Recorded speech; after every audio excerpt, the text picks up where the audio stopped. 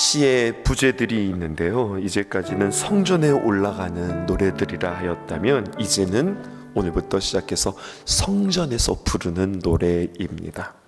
과연 어떤 노래를 부르려고 순례자들은 그 먼 길을 왔을까요? 수십일에서 몇 달까지 어떤 어려움도 감수하고 예배를 사모하는 마음으로 나왔단 말입니다. 그들의 노래는 어떤 노래일까요? 오늘 하나님의 전에 나와서 우리가 불러야 할 노래, 오늘 표제어가 다윗의 시입니다. 다윗의 시, 다윗이 부른 노래. 다윗이 불렀다고 하니까 우리는 다윗의 인생을 조금 생각해 볼 필요가 있겠습니다. 다윗이 어렸을 때부터 많은 형제들 사이에서 막내로 태어나면서 귀여움받고 자란 것이 아니라 무시당하고 주목받지 못하는 인생으로 살았습니다. 그런데 하나님은 그를 주목하셨고 하나님은 그를 귀하게 여겨주셨습니다. 그리고 그에게 기름 부으시고 한 나라에 양을 치는 목자가 한 나라를 다스리는 왕으로 세워지게 되었습니다. 그것만이 아닙니다. 중요한 것은 사실 이게 더 중요합니다. 하나님이 다윗을 왕으로 만드셨다보다 중요한 것은 하나님이 다윗에게 오셔서 언약하셨습니다. 약속하셨습니다. 자신의 신실하심을 걸고 약속하셨습니다. 뭐라고 약속하셨는가? 내가 너 지켜주겠다. 너의 왕위를 내가 지키겠다. 이것이 하나님의 약속이었습니다. 우리는 그 이야기들을 이렇게 보는 거잖아요. 그러면서 왜 성경은 이 다윗의 이야기를 우리에게 들려주는 걸까요? 왜 다윗이 그렇게 왕이 되어진 이야기, 하나님께서 이 다윗에게 오셔서 약속해 주신 이야기를 왜 우리로 하나님께서는 읽게 하시는 걸까요?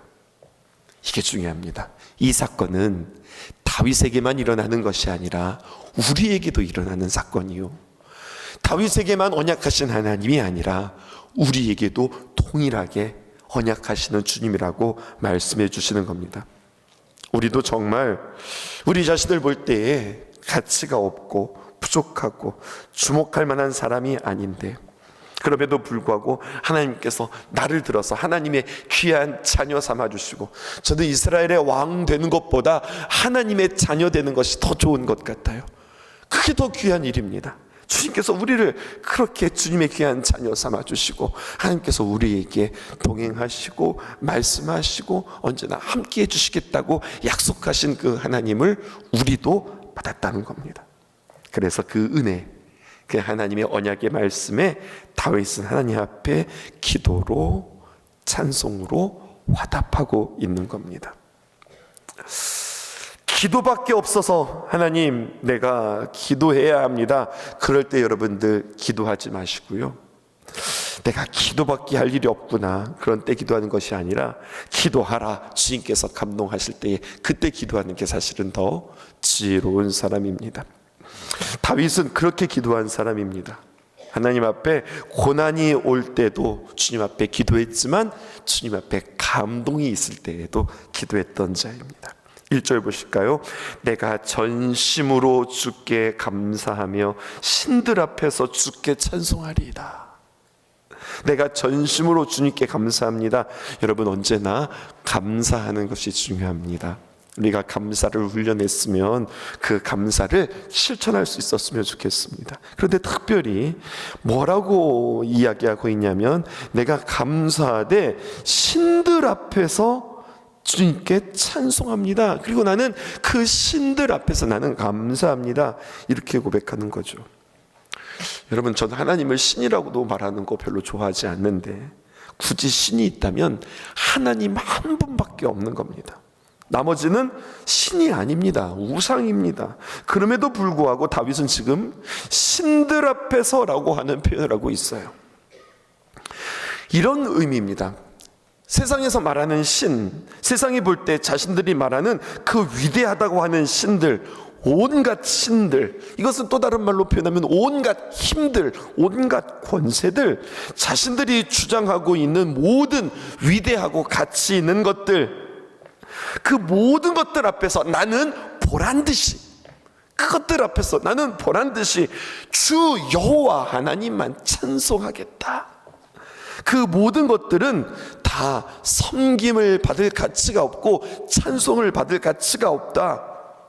우리에게 적용해 보면 하나님만이 우리의 유일한 피난처, 하나님만이 나의 유일한 도움, 나의 의지, 나의 기대, 나의 소망, 오직 하나님뿐입니다.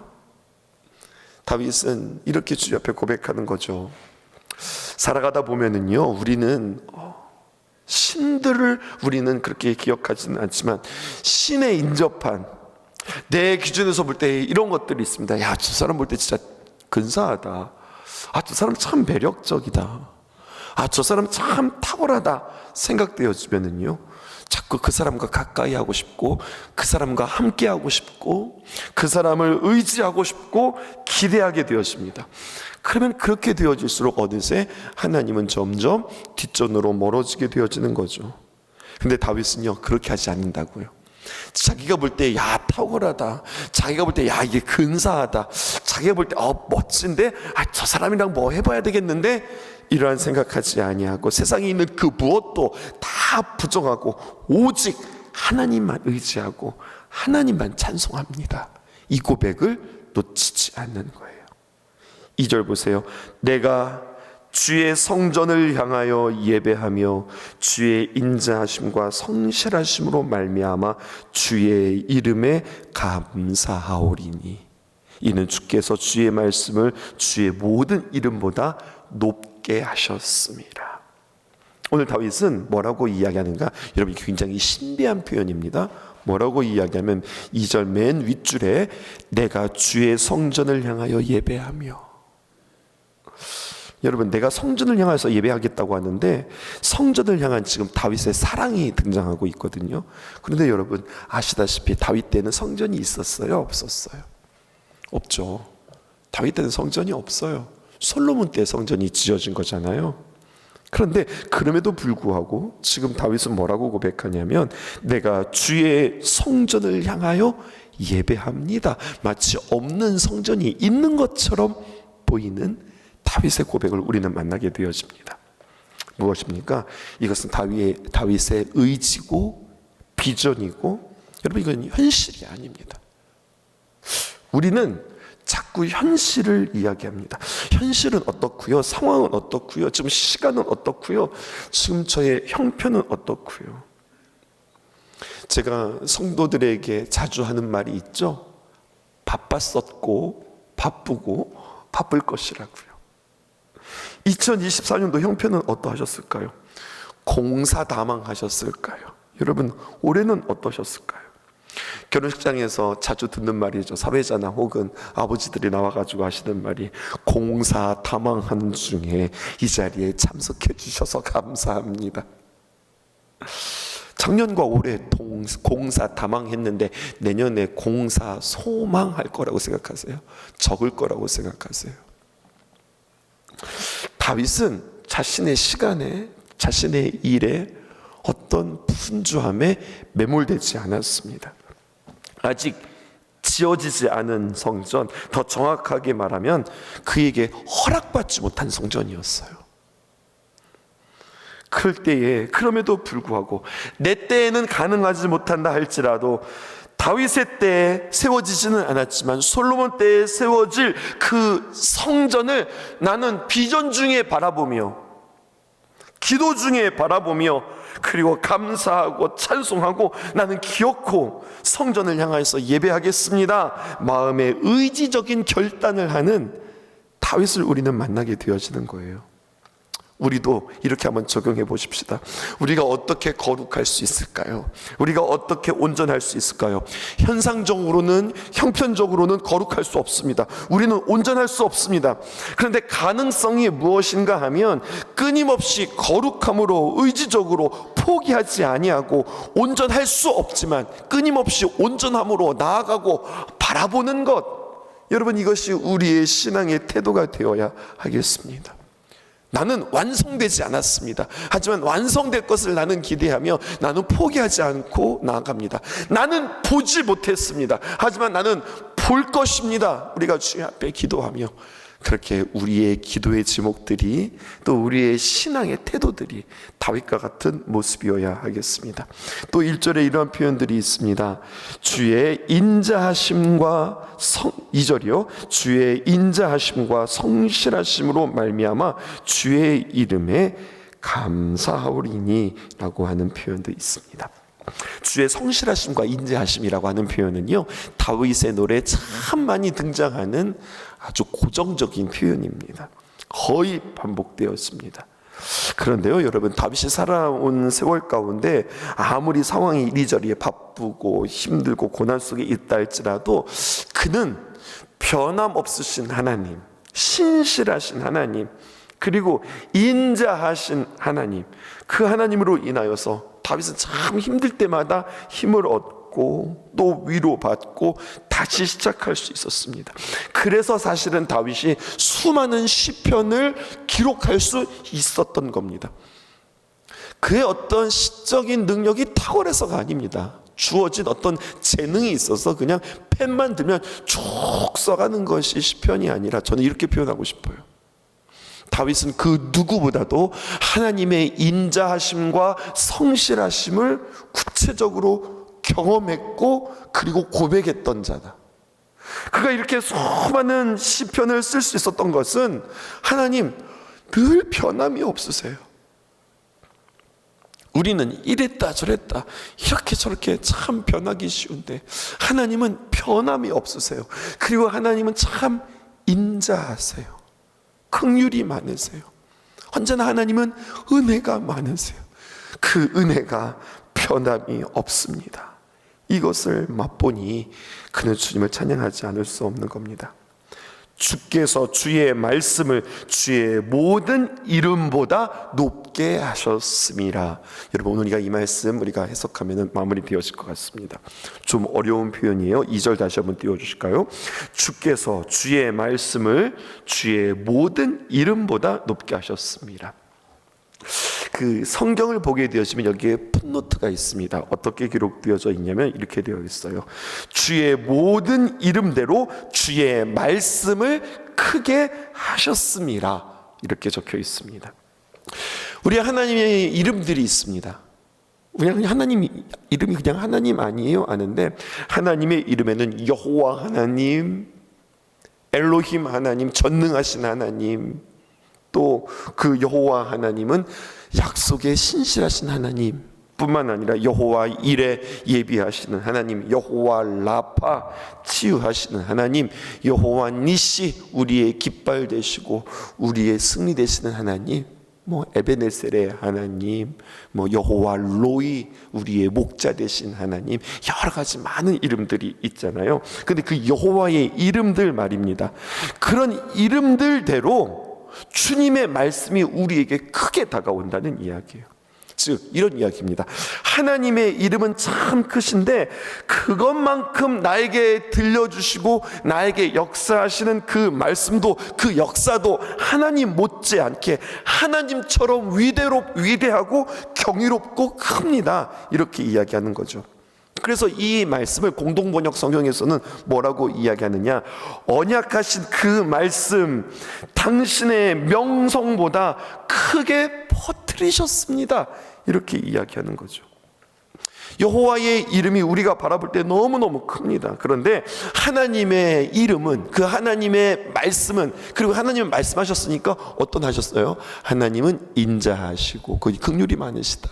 그렇잖아요. 말씀하신 그 하나님은 반드시 그 말씀을 성취하시는 하나님이거든요. 그런데 그 말씀은, 그 하나님의 이름, 우리가 느끼는 것보다 더 넓다, 훨씬 더 퍼져 있습니다. 그래서 하나님의 행하시는 그 능력이 이 말씀을 통해서 얼마나 많은 사람들에게 영향을 미치는지요, 이것을 지금 노래하고 있습니다. 좀 더 쉽게 이야기해 볼게요.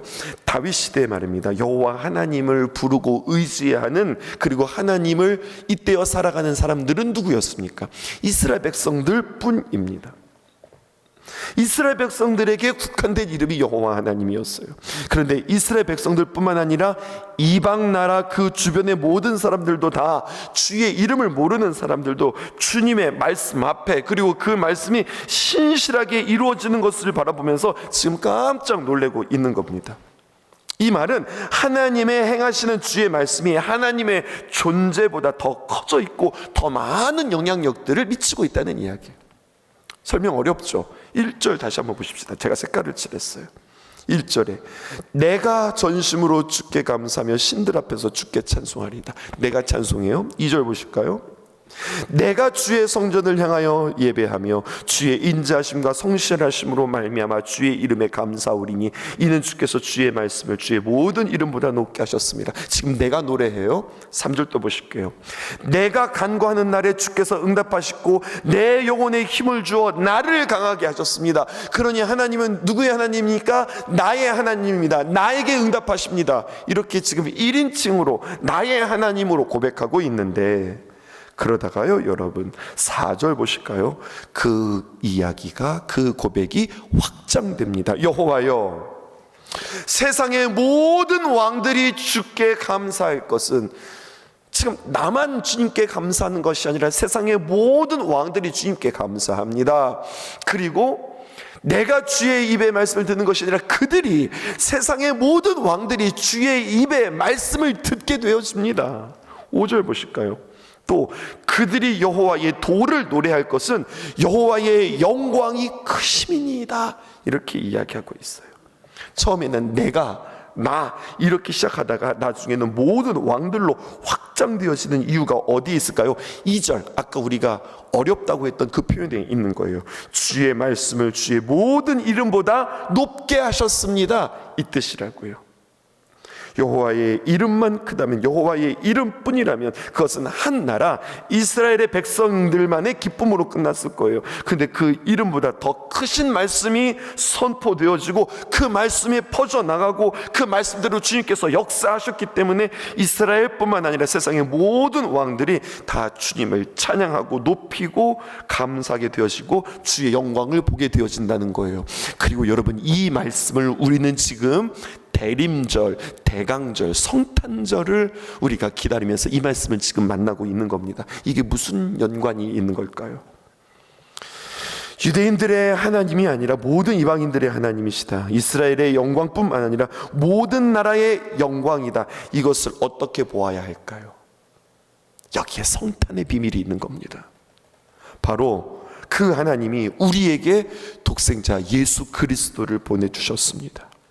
예수 그리스도, 그는 이스라엘의 그리스도가 아니라 모든 나라의 백성들, 모든 죄인을 하나님의 백성으로 삼아주시는 거룩한 하나님의 아들 예수님으로 오셨기 때문에, 그래서 시편 138편은 주님 앞에 성전에서 부르는 찬양일 뿐만 아니라 메시아 찬양시로 분류되어지는 겁니다.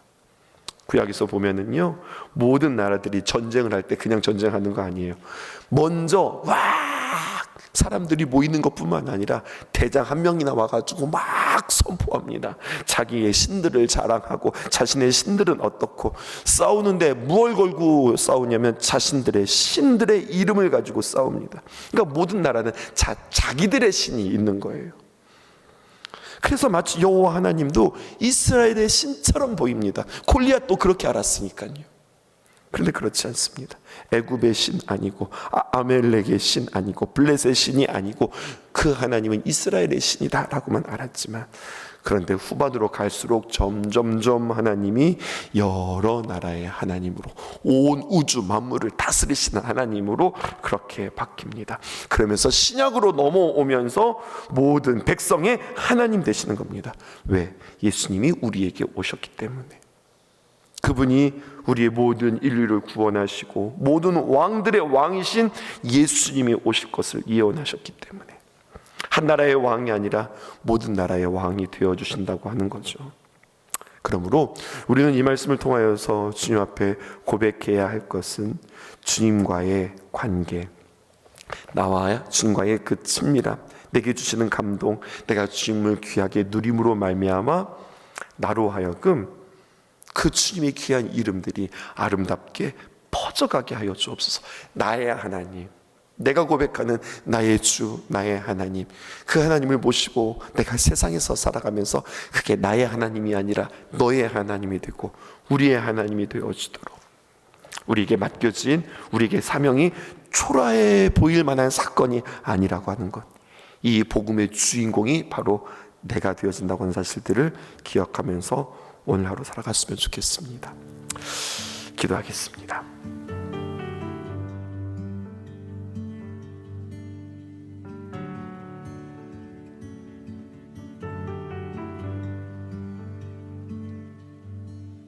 주의 사랑은, 주의 선하심은,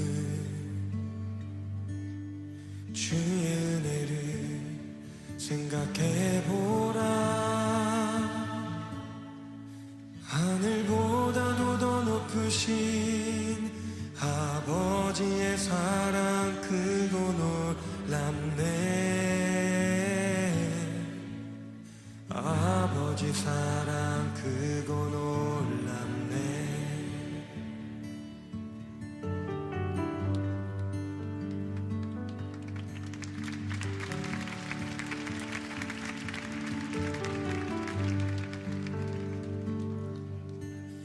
주의 사랑을, 주의 선하심을,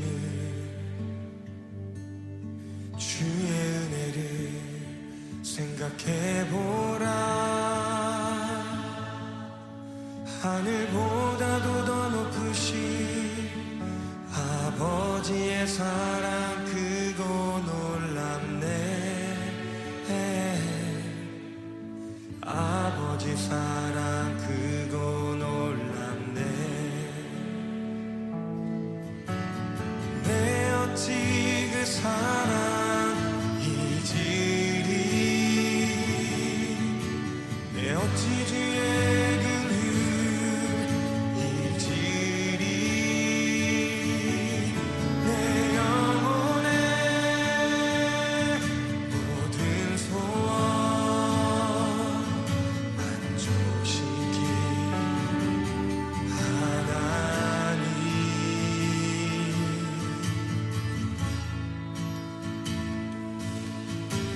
주의 사랑은, 주의 선하심